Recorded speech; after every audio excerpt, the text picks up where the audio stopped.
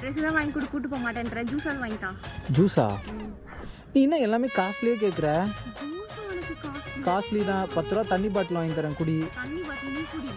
Dress வாங்கி தர மாதிரி ஜூஸ் வாங்கி தர மாதிரி என்ன பண்ணுவீங்க இப்போ? ஏன் நீ அந்த பிளாஸ்டிக் வண்டி தூக்கி வந்துடுற. பிளாஸ்டிக் வண்டின்னு சொல்லாத, பிளாஸ்டிக் வண்டின்னு சொல்லாத. ஜூஸ் வாங்கி தருவியா மாட்டியா? என்ன ஜூஸ் வேணும் உனக்கு?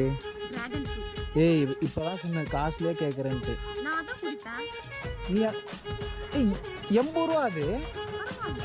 80 ரூபாய்க்கு 8 வாட்டர் பாட்டில் வாங்கலாம். நீ வாங்கி குடி. எனக்கு டிராகன் ஃப்ரூட் வேணும். இல்ல ஸ்ட்ராபெரி மில்க் ஷேக் வாங்க.